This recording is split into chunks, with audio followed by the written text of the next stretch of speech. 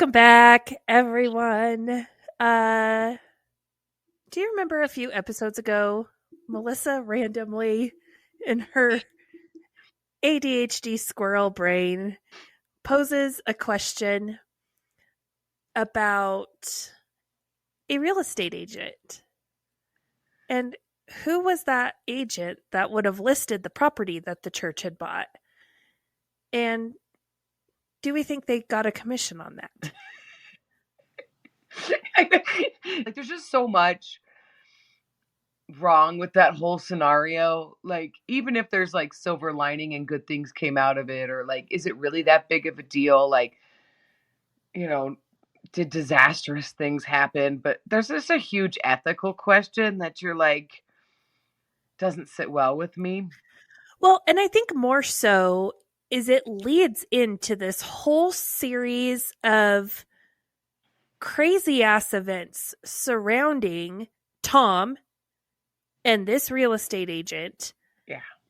And listing people's houses in the church.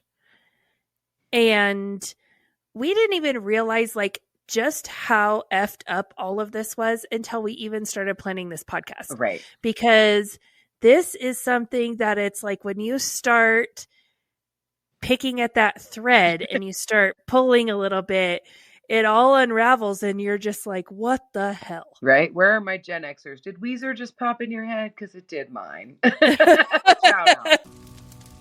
Faith can feel like hearts and butterflies until someone lights a match and burns it all to the ground.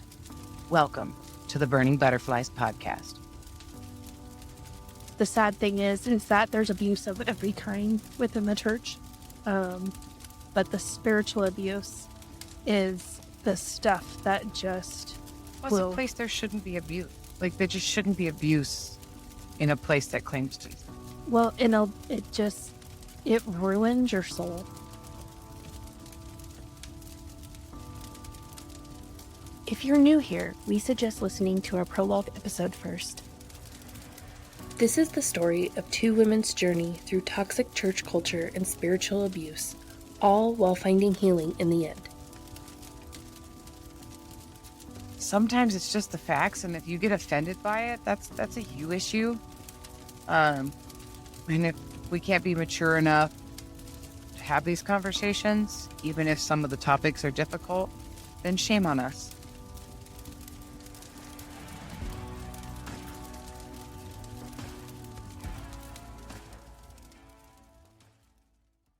There's just things that, like, I don't know, like, side note, super quick, like, I get really tired of like when I talk to like church people, and you get this excuse of, well, churches are made up of people, right?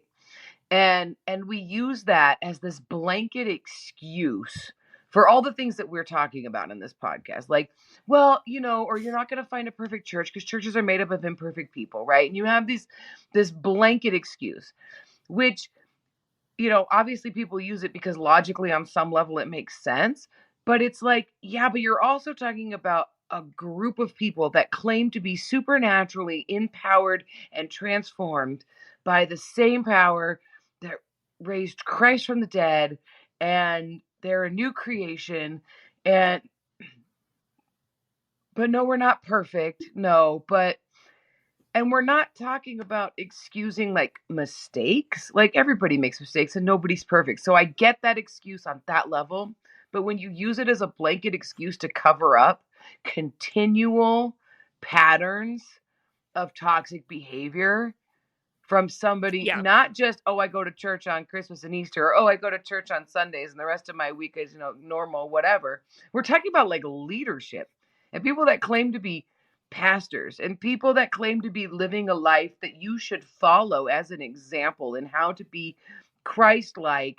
And there's no transformation over years and years and years of certain character flaws. And then you have a group of people surrounding you that are excusing those character flaws of like, well, we're all human, like, and out of a fear because we all don't want to be judged. Like, I just wrap my brain around that for a minute. Yeah.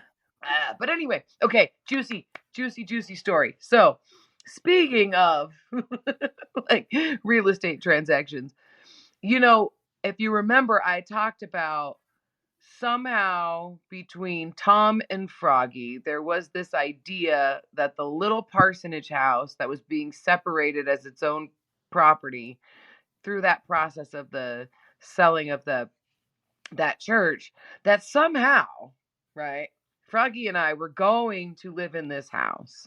At first, it was like this miracle of Jesus moment. Like, you're just going to live in this house and everything's going to be great. And then the reality of like, there's nepotism and there's like all kinds of laws and legal things that we have to abide by, because that's the way the world works.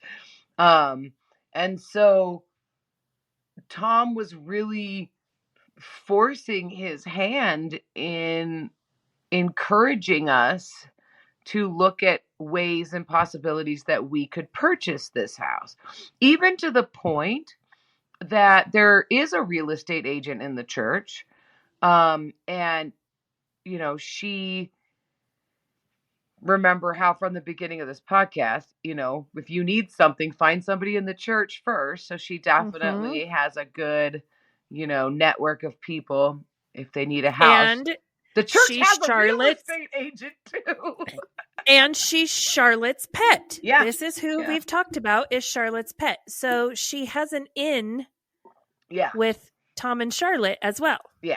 So she, at this time, Tom arranges with her to bring her contractor friend over and look at my house, because at this point, if you haven't figured out like that I was married to a psychopath, I think I've shared enough about the anger and rage that went on in my home. But let me just give you a clear picture of the destruction that went on in my home. Like, the man ripped off cabinet doors. He put holes in walls. He's broke every door in the house had been broken because he needed to bust his way through it because somebody was trying to get away from him. So, I mean, we're talking about like, even whatever size house you live in, just count how many doors you have, right? So, I mean, I've had broken cabinets, broken furniture, broken stair rails, broken walls, broken, doors, right? And so, and dishes and knickknacks and pictures and all kinds of stuff, right? So my house, like, we had there was talk about like possibly we could sell it, and then like that wasn't really an option. And so it was presented to me that since we were going to stay in this house, that and we're on this new path, right? Because Froggy jumped ship and he's back and everything's going really well. And this was the whole motivation for moving into that little house. We need a fresh start. Froggy needs his own house. Like, he needs to be the man of his house. You guys need a house together. It can't be your house that you lived in before him. So, because that's going to help the whole situation. So how about I send over my friend to come look at it and give us a quote on what it would take to put the house back together. Like, since we can't necessarily get you into this new house, maybe if we make your house new again, that'll help. That's going to fix the problem. So Froggy doesn't have to look at all the holes he put in the wall from him being abusive. Right. Then magically that's going to make Froggy not want to be abusive. It's going to be a new house. Okay, like, sure.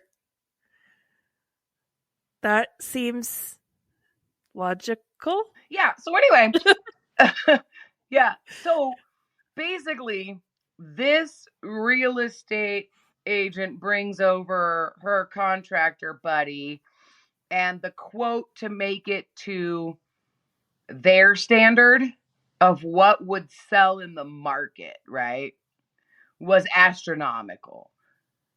Which I was like, okay, but like, what about bare minimum? Like, what if we just put new doors on and fix the holes. Like, Yeah. and like, seriously, maybe like, and some of the other things that needed to be done, because Froggy has moments of thinking he's a handyman. So there's like half floors done. Like, I'm going to do this good thing and then never finish it. So, Yeah. or whatever, right? So, well, and I think it is important to point out, like, she has listed several people's houses in the church. Yeah. She had listed, houses for my family members Yeah. at this point. And her standard is well above what is normal. So like another real estate agent might come in and be like, hey, you might fix this, or you might, put some paint on this or whatever.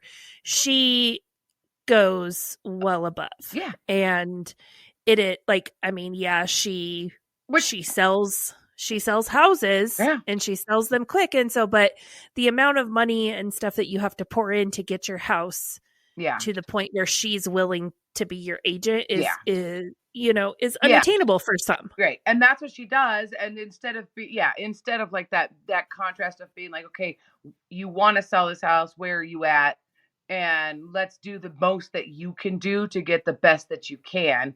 There's definitely a difference in that. And so it was odd that, like, and I was like, well, no, duh. Like, I knew this contractor and I know her. I'm like, well, no, duh. That's the quote you got. And I'm not looking for that. Right. And so it was odd. Okay. It was odd. And at the end of the day, out of that, I did get new doors and holes patched. That's what I got out of that. So who, just out of curiosity, who came to do that? Was it like a contracted company, or was it the old men from the church? It was the men at the church, like the men at the church. People from the church volunteered, and they came. There you go. And you just said it. They volunteered. Tom bought all the doors. Thank you, Tom. And he did show up, and he did shave the doors to make them fit. But that was he did pay for all new doors, which I just want to say, I'm still missing doors in my house because they all got broken again. And I've replaced a few, and they got broken again. Like, it until Froggy moved out of my house, and I still have yet to get every door replaced. I've replaced a few. I have yet to get every door, and it's been 3.5 years. So just want to, but I did in that moment. I did get brand new doors and holes. Let's just take a moment and hold on to the fact that the pastor's son was abusing and terrorizing his family. Mm-hmm. And it was being actively swept under the rug in the church. You were actively being told it was your fault. Yeah. And you needed to be a better wife. And poor pitiful Froggy, and he can't help himself. And all of this.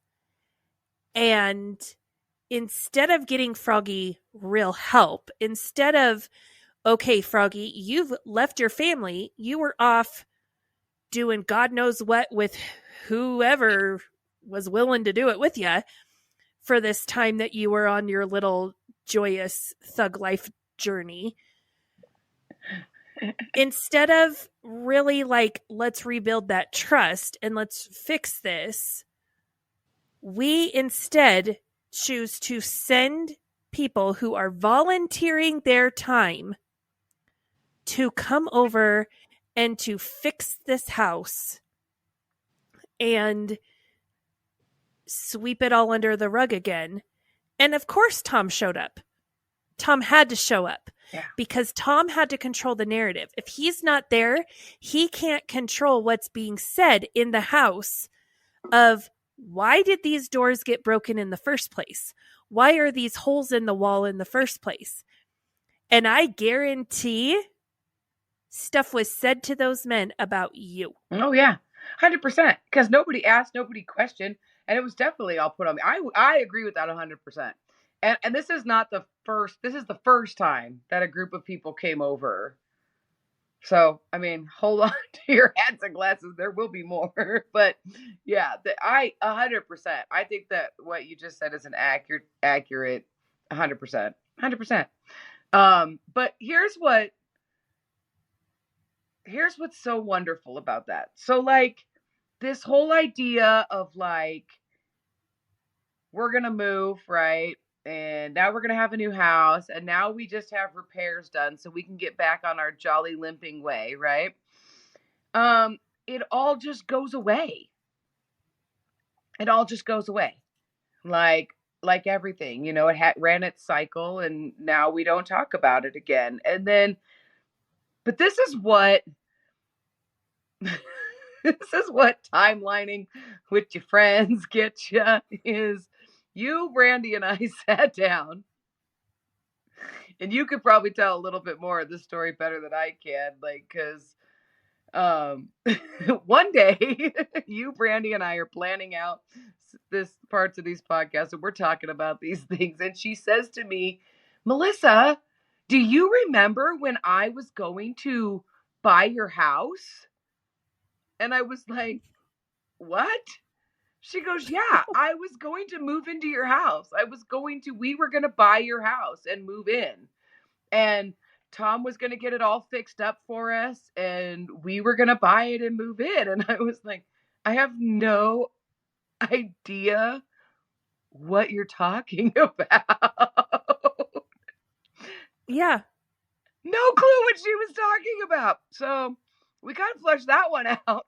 Turns out that the real estate agent and the contractor didn't come over so that I could get a fresh start and get my house fixed. Tom seriously wanted to know how much it was going to cost to get the house on the market to sell it to Brandy. Yeah. So all of this is kind of taking place like before your mom is like, nope, we're not, the house is in a trust and all of that kind of stuff. Like, Tom wanted to know what it was legit going to take. But as that stopped becoming a reality, that you could sell that house, then the narrative shifted of, oh, this is so you and Froggy can have a fresh start. Yeah. But originally, no, it was because Tom wanted to sell your house to someone so that Froggy could go and have a fresh start for himself and not have to live in a house that's not owned by him. Right. And we need to sell the house to someone. And so this is kind of the time. Notorious for solving one person's problem with another person's problem. Yeah, no, 100%. 100%. And so this is kind of the point where Tom is kind of talking to Jason, Brandy's husband, more and more about just kind of their life and everything like that. And, this is kind of the part of the story that, like, I mean, we can tell a little bit, but I'm not going to tell Brandy's story. But they were having some struggles, and Jason was kind of going to Tom and talking about his struggles, particularly with like the amount of time that Brandy is spending at the church and things like that, and his expectations of his wife and all of these things, right? And so he starts talking to Tom more and more. And so he mentions that, like, they're not really happy with their house. And Tom is like, well, I need Froggy out of his wife's house and we need to do something about that. So, like, let's do this. Right. And Tom really wanted them to look the part. Oh, yeah. Like, he was toting them around of like, because Jason, we've talked about this. He has that look of like, I turned my life around, and he wanted his narrative to be because of Come As You Are. And look, I went from here to like, look at this nice fancy house that I have. And you too can have this life, even if you have tattoos. Like, that was the narrative that was like needing to happen. Yeah.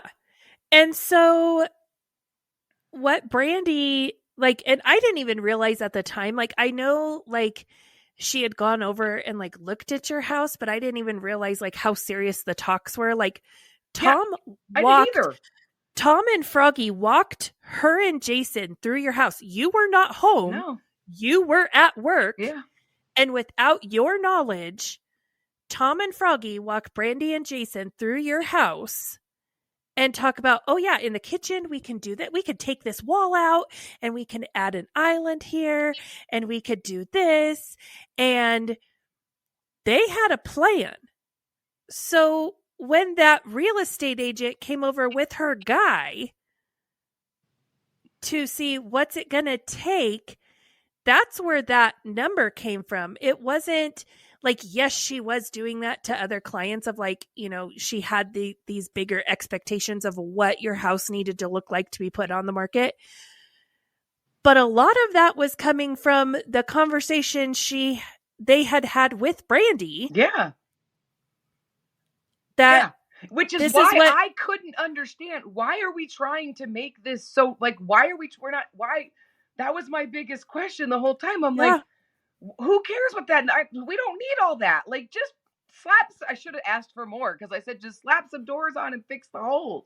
Like, why do we need to, like, why are you trying to, you cannot knock out that wall. It's load bearing. It's a 2-story house, and that's a $10,000 beam. So no, you can't do that. And again, this is shady behavior for anyone. Right. But we're talking about a pastor. Well, and like, let's not overlook the point that it's been said, like, your pastor, he didn't really tell you who you could and couldn't be friends with. Like, your pastor really didn't tell you what. No, like, when you legitimately, this is probably the biggest mind-blowing one for me, is like, why on earth did all of us, those past, present, and future, why do we all think that it's okay for the church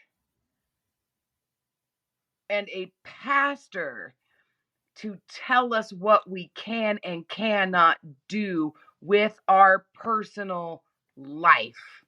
Like, when the pastor is organizing your friends and this, like he's sitting there with a God complex, like, oh, I can help poor Brandy with her house problem, ha ha ha, because I have the, like, what the heck? Like, that's not okay.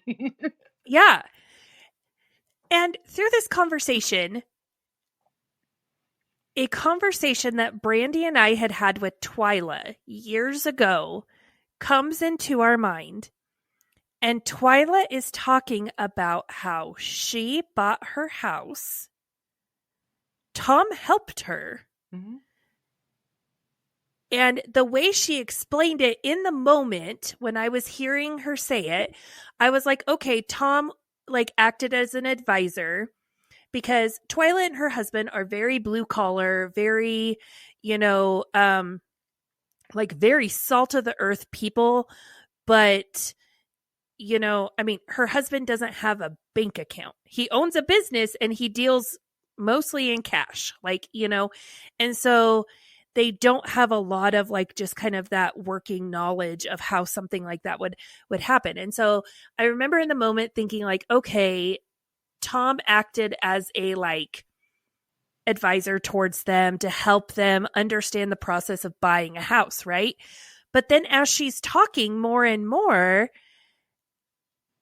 about what went down, and then we have this conversation as we're planning this podcast, Brandy and I come to the realization that we are fairly certain that Tom had some sort of financial finagling for them to buy their house. Oh, yeah. Interesting. So, as Twyla is talking about this, Brandy and I come to realize that Tom did something weird and shady, because she's talking about how she wishes that she could move into a different house. They've outgrown this house. They need something different and all of this. And we're like, oh, well, like, I mean, there's a ton of stuff that you could do. Have you thought about this or thought about this? And she's like, well, we can't because we have this special mortgage. And Tom helped us get this special mortgage. And so it was just And everybody's really, like, what? A special mortgage? yeah. And so like Okay. it seemed weird at the time, but now we're like, why is a pastor making real estate decisions with people in his church to the point where these people feel like they can't sell their house, like they're stuck in this mortgage in their house, and he's doing all this stuff, like he's trying to sell your house to someone else in the church, like it just Buying other churches without notice. I don't know, yeah. And so as we move into the summer, you're getting your house fixed. But you're also, are you working on retreat? I know Brandy is a co-leader at this retreat. Yeah, so I with have Charlotte's pet. Yeah. So with I have Charlotte's pet. Yeah, so I'm working full time, but I'm trying to hold on to, there's things I'm trying to hold on to at this point. Like I'm trying to navigate, I got this new job. I've been there for, a year now. And like when I first got there was one management structure. And then partway after I start managing there, like the general manager and the other front of house manager, like they quit and it was a whole big thing. So now the way my job was going for like a few months, it all of a sudden changes and then my responsibilities changed. And so I'm starting to be pulled in, a little bit more into the job, but I'm still trying to hold on to things. And so retreat is one of those things that I was like, nope, I will request this off from I should have requested it off from now until eternity. But, I was in the game of like, I can tell you on this date when I need this, like as soon as I know the date the retreat is, bam, I have it requested off. So months in advance. So yeah, I was all in. Retreat was I've said this before, and I've probably generalized it that it was like this for a lot of people, but for me, it was my New Year's. Like it was my reset, refresh. I made it through another year. This was going to be my motivation to carry on. Like people will do their like New Year's words, or like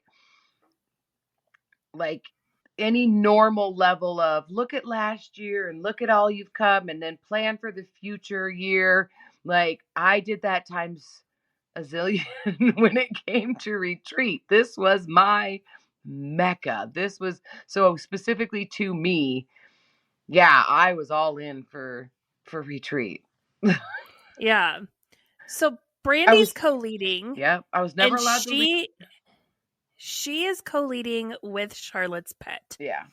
And this for me is just like affirmation, like, yep, not going to retreats anymore. I had skipped the year before for the very first time.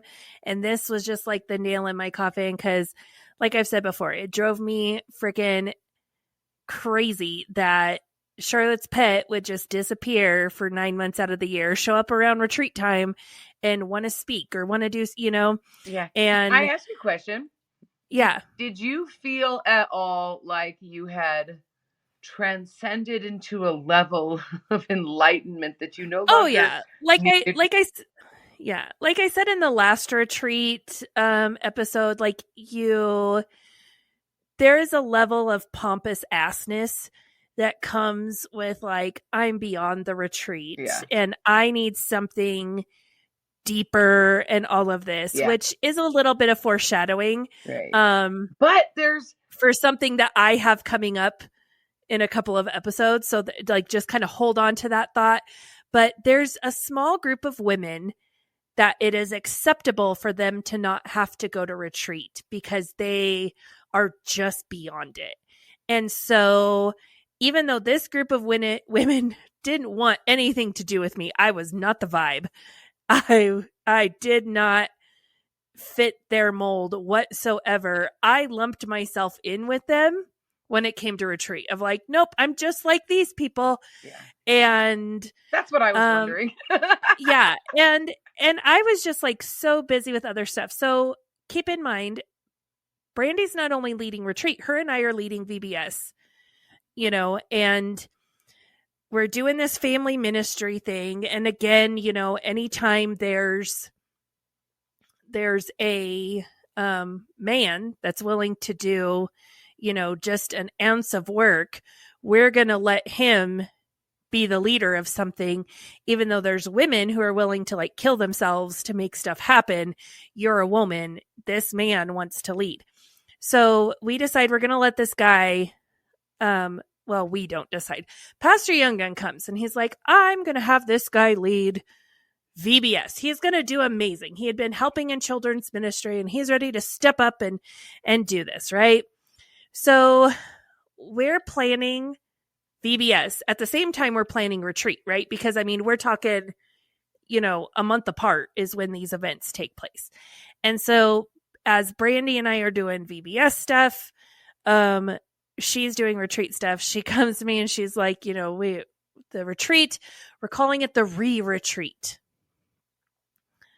And I'm like, why? And she's like, all of these words that start with like reborn and renew and rejuvenate and revive. And so it's the re-retreat. And I'm like, that sounds really stupid.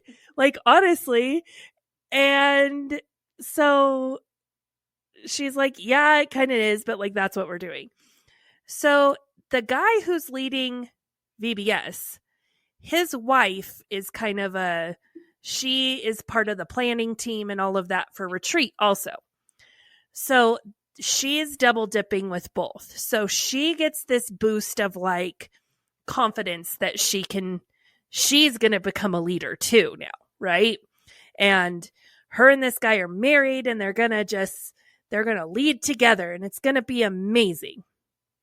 So as we're planning all of this, and it's kind of a little bit of a cluster, but in the planning process of this, Brandy gets a phone call, and I want to say it was like a couple weeks leading up to VBS. We were in the office and her and I were working on VBS stuff.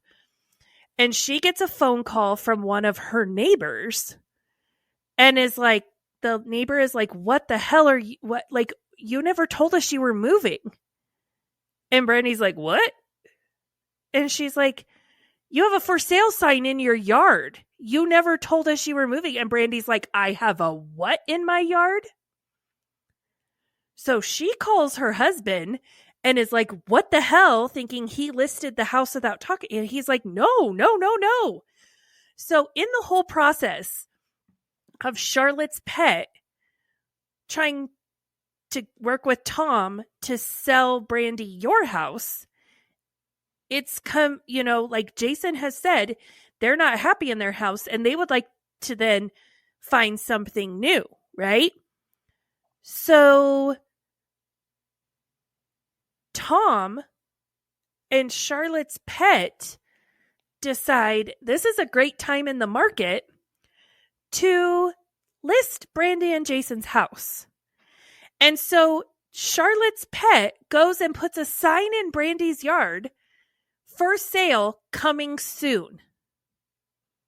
And it then puts a picture up on her website of the outside of Brandy's house and it says coming soon. Posts it on social media, coming soon.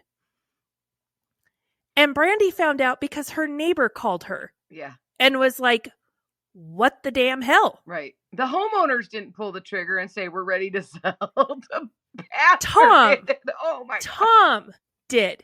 And so this is like, we are coming to realize just how like we said, when we started to put everything all together, it's like, is that what he did to get Twyla and her husband into their house? Like, did he just he just did stuff like this? Like, what in the world? Why does somebody think that they have the power and the authority to manage people's lives like this? Yeah. Like, absolutely.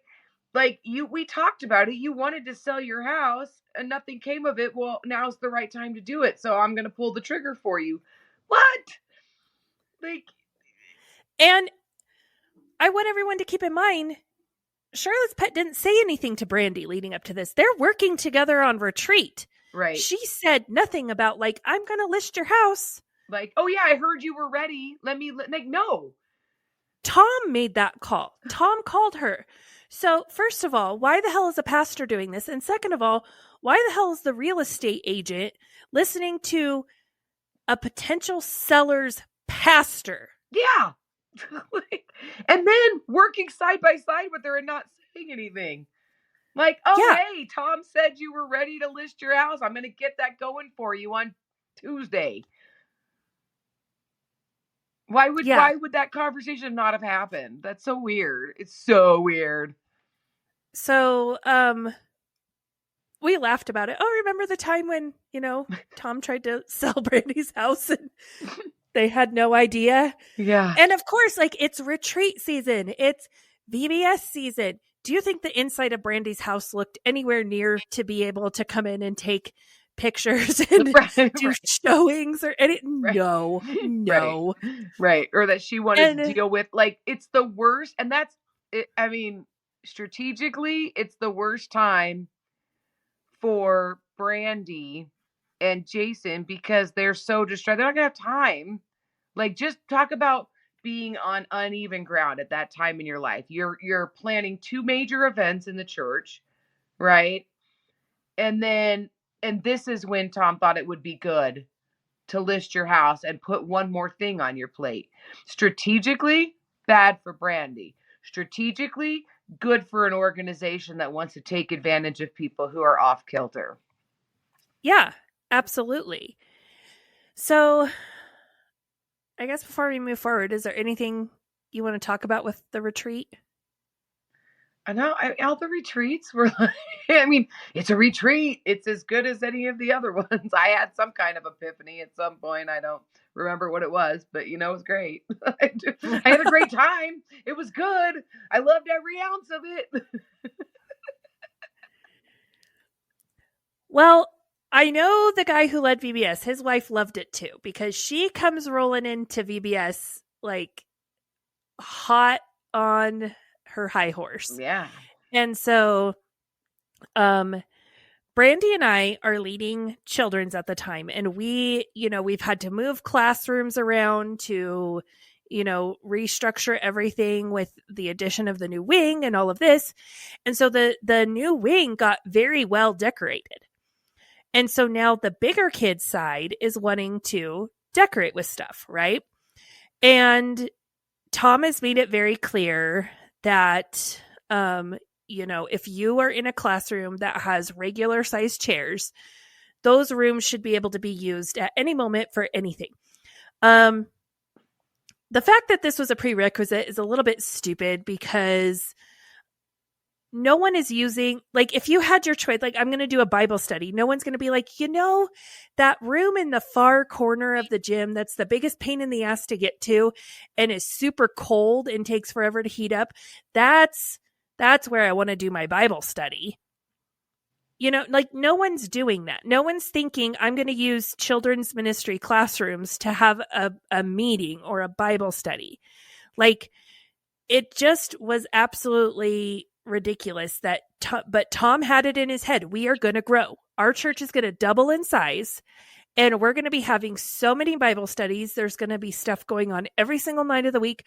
We're going to run out of space. Right. So many people. He had a narrative that, like, the building was for the community and Yes. anybody could use it for anything at any time. And in his mind, I don't know where this line of people banging at the door who wanted to come and have their whatever, but then you couldn't sell stuff. So like Yeah. people would want to use the building, like, oh hey, I want to have like a pampered chef party. Well, you can't do that. You can't sell stuff. But if you want to have a baby shower, that's fine. Like, so interesting. Yeah. Yeah.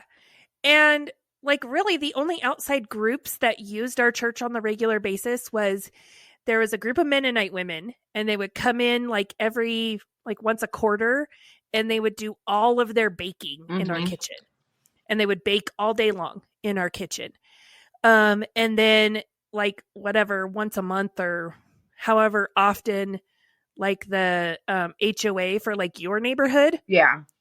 Because your neighborhood is like backs up to the church property. Yeah. The HOA would have their meetings at the church. Yeah. And then I think there was like a homeschool co-op that did like indoor PE there in the winter for a little while.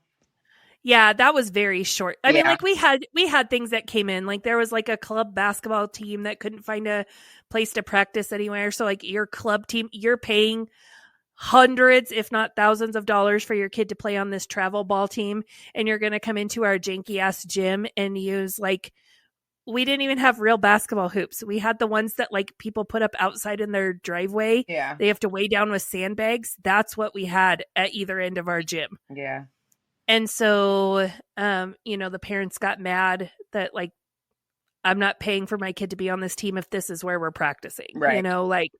And so, I mean, we had stuff like that happened, but those were the two like groups Big that ones. met on the regular for, years.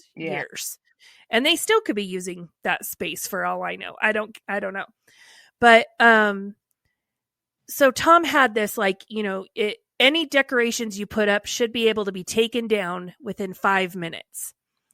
And so we were trying to come up with things that, these teachers could do to decorate their rooms and everything like that.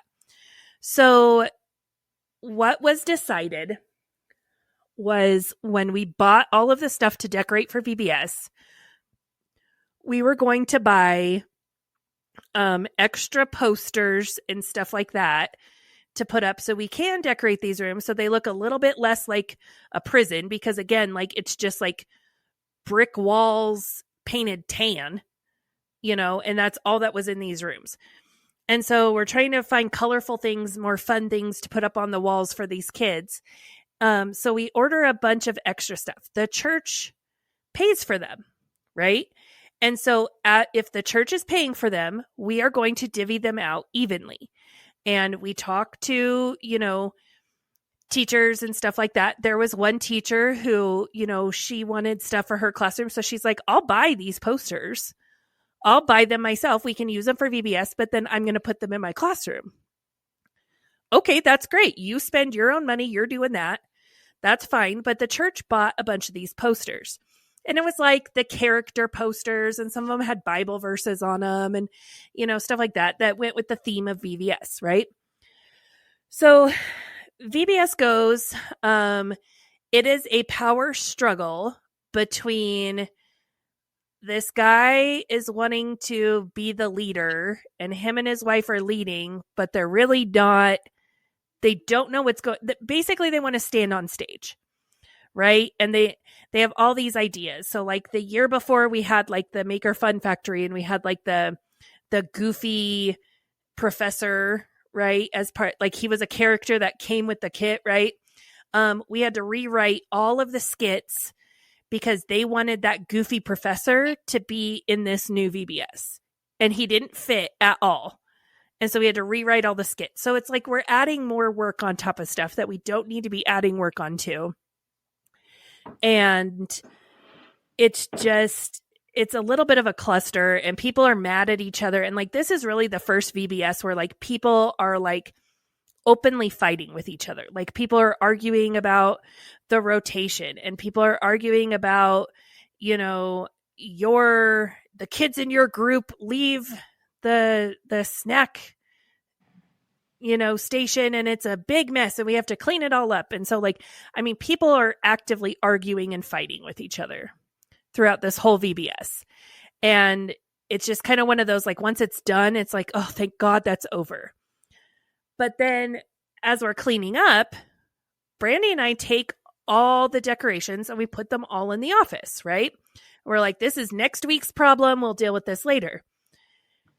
This huge fight breaks out between these ladies over these posters. And like, we had already divvied out who was going to get the poster. So like, we go to this one teacher and we're like, here, like, here's your share of the posters. The church has bought these, so we're going to divvy them out evenly amongst the classrooms that want them.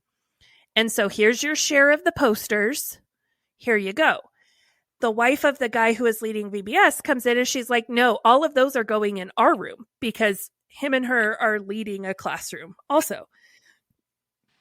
And we're like, well, first of all, you don't need 12 posters for your room.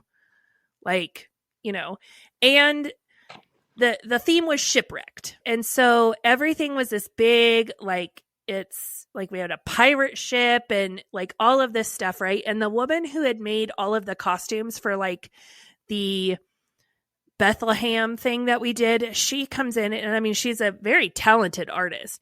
She did all of these, like she cut them out of foam and painted them, all of the characters and everything. And she had this giant anchor that she cut out and the shipwreck logo. And we actually put all of it together and it was a float for like our local town celebration. Like every town has a celebration every summer. Our town's celebration, and we had a parade. So we put together a float for it. And we actually won best float that year because her decoration was so phenomenal. And so they had put all of that in their room too. Like, so they had this giant anchor and all of these characters. And I mean, keep in mind, this room is like, I don't know, 12 by 14. So like the size of like a bedroom in a decent sized house is what they're trying to shove all of this into. And you're trying to fit, 8 to 10 kids at a table in the middle, for a Sunday school lesson every week also. So they have all this stuff and she wants all the posters and she's mad. And she gets so mad over these posters. And pretty much Brandy and I stand our ground. And we're like, look, this isn't happening. Like she was so mad at us over these posters. But we're like, the church bought them. If you want them, you need to pay the church for them. And she's like, this is asinine that I have to buy pieces of paper to decorate. Like the church should have to pay for all of this. And we're like, you have the foam cutouts. You get a couple of posters. Like you need to basically chill the hell out because slow your roll. Yeah. That's because how church works. You're getting upset. It's a poster with a freaking fish on it. Yeah. If Jesus wanted you to have it, you'd be willing to buy it. And so Tom wanted nothing to do with this whole thing. He put all of this on Pastor Younggun. Pastor Younggun was the pastor in charge. And, Younggun came to me and Brandy and we're like, look, we understand, like, you're trying to do something with this dude and you're trying to disciple him or make him a leader or whatever it is that you feel like God is leading you to do. But like, this is ridiculous. Like, we're not getting into arguments over posters. And so basically Brandy and I took one for the team and we were like, look, we'll be the bitches and we'll just be like, this is what we're doing with the posters. And if nobody wants them, guess what? We'll put them in the tin, because what we were doing was we put everything, like all of the leader guides and everything, back into a tin, and we would sell it to another church. Like, not for it would be for less than what we paid for the planning tin, right? But it would just be like, here, you can have it at a discounted price and we'll give you like all the stuff we use that we don't want. Like, we'll just, pass it on to you. And, we were like, we're being a blessing to another church. And we're like, look, we'll just put it all in the tin and the next church can have it. If people are going to fight over freaking posters, like, this is ridiculous. Yeah. And like, all of it was just like, I couldn't understand why everyone was getting so upset over it until like after we'd left Come As You Are. And now that I'm out and I can see, like, everyone is being convinced they have leadership potential and God has this big plan for you. And all you have to do is say yes and do what God asks you to do. And he will bless you. And he will, you give, whatever, and he'll double it back to you and all of this stuff. And so that's well and good in the beginning, but when people really start drinking that Kool-Aid and they start taking that as gospel and they start believing it for themselves, you now have multiple people who believe that. And all of these people feel like they are predestined by God and they deserve to get these things because, well, I did everything that Tom says in his sermons. I serve, I tithe, I do this, I do that. Why can't I have these posters? Why can't I do this? Why can't I do that? And so this really, I know it seems stupid to tell a story over posters, right? But this is like when you start looking at things and you start to look at things with future knowledge, and you go back in the timeline and you're like, how did we get here? This is one of those linchpin moments. Yeah. Because this starts happening more and more and more of people who have been taken aside one-on-one and love bombed and coached and, we like to say the word discipled and mentored and all of those BS words that we like to say, but they are taken aside and they're made to feel like you are special. You are better than other people and it's us versus them. Yeah. And so then we've created such a bubble where we are the only thing that anyone is interacting with. We are people's entire world. We talked about that in last week's Patreon of this, you eat, sleep, breathe the church, right? And so, well, and it's classic distraction technique. Yeah. Like in Rome, they would have these big, gladiator events to keep the people's attention on something other than what the rulers were doing. I mean, it's just classic. It's like if you are all distracted fighting with each other over posters, you have all of your energy is taken into something else. It's the whole serving. You're so busy serving, you don't have time to think or comprehend what's actually going on behind the scenes. And I think that's what Tom intended, was everyone would be so invested in the church. You don't care that he's listing people's houses for sale and buying churches and all of this stuff. You don't care because you're so invested in serving and doing the Lord's work. Well, the problem is we've drank too much Kool-Aid now. And so we are convinced that we are right.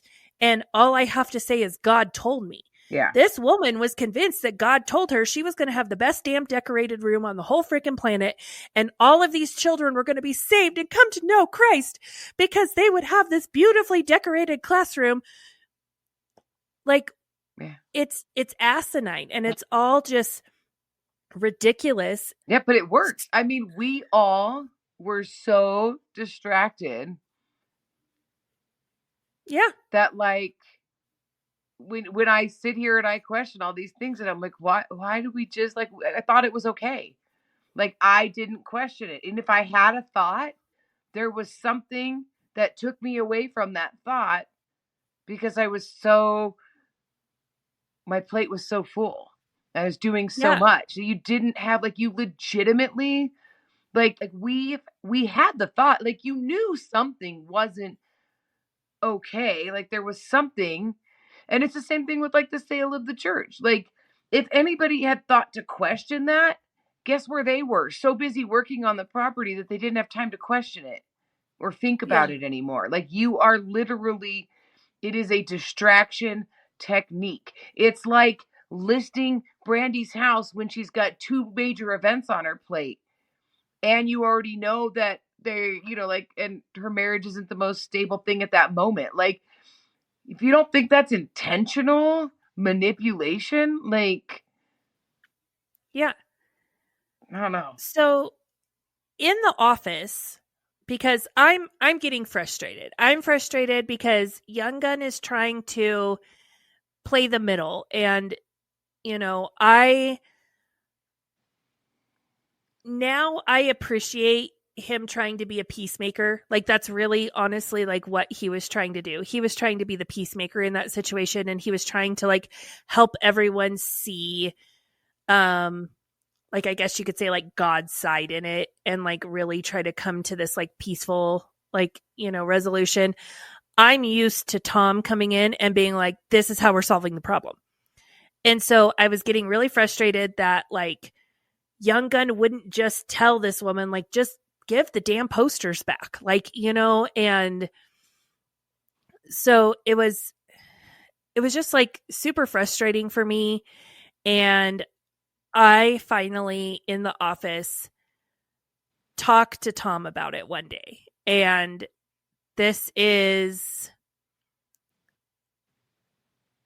probably my biggest mistake in all of this is I talk to Tom and tell him I'm frustrated with Young Gun. And I explain the situation about the posters. And Tom's like, it's stupid. They're posters. And I was like, I know, right? Like, just, and so Tom starts to like now tell me stuff about Young Gun and how like, he's not living up to these, standards that, Tom's like, if you're going to be a pastor, you have to do XYZ. And he hasn't done any of it. And now, look at this. He's trying to make this guy be a leader, and he's never going to be a leader, and all of that. And so Tom decides to vent all of his pent up frustration with. Yeah, he spews it all on me.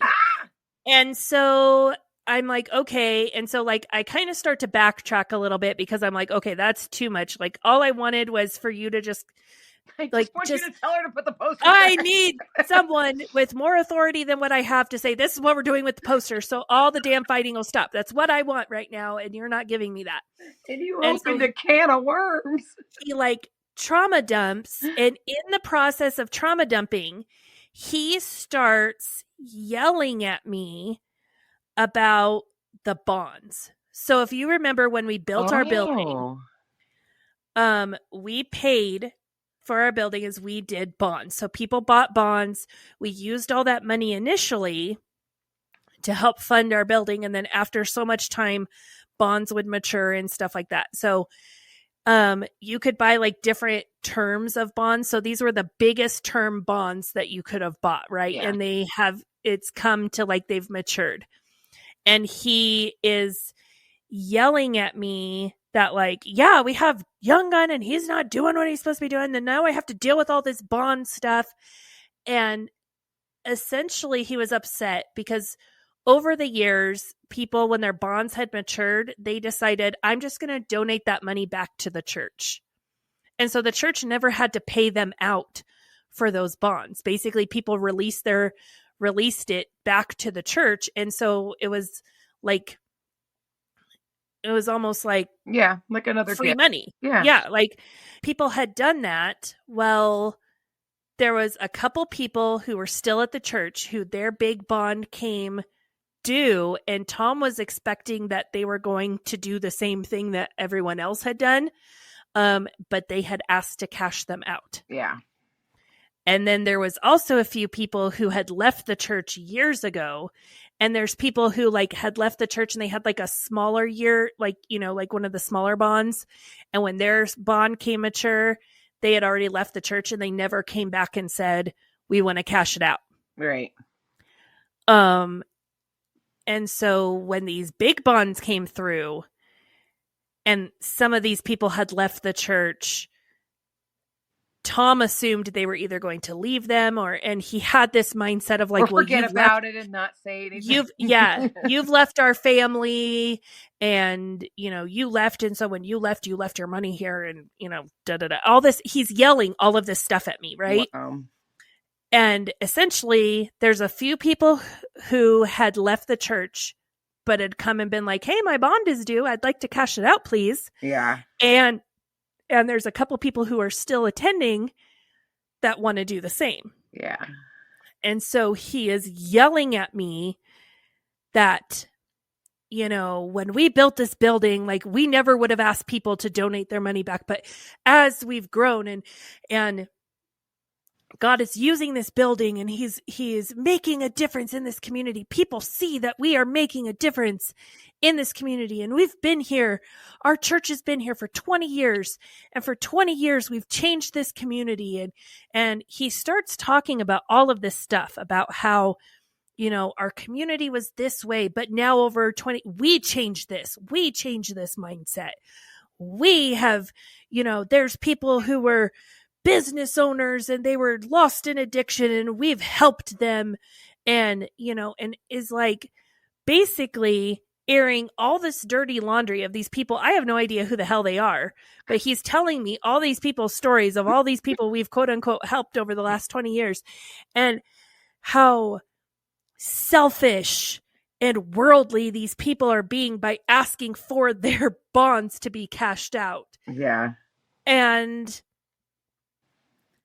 I ended up leaving that meeting and just kind of being like, I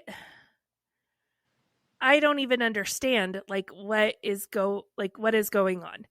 Like, all I wanted you to do was just to be like, can I just have an answer on these like posters so we could, like, I'm coming to him. I'm not coming to him to like tattle, like these people are fighting. Like, I'm genuinely coming to him. Like, I am the leader of this ministry. And I feel like I communicated effectively. This is what we're going to do with these posters. And now I have this lady, like, you know, essentially like hoarding them all in her classroom and holding everything hostage. And like, I need to know what we're doing. And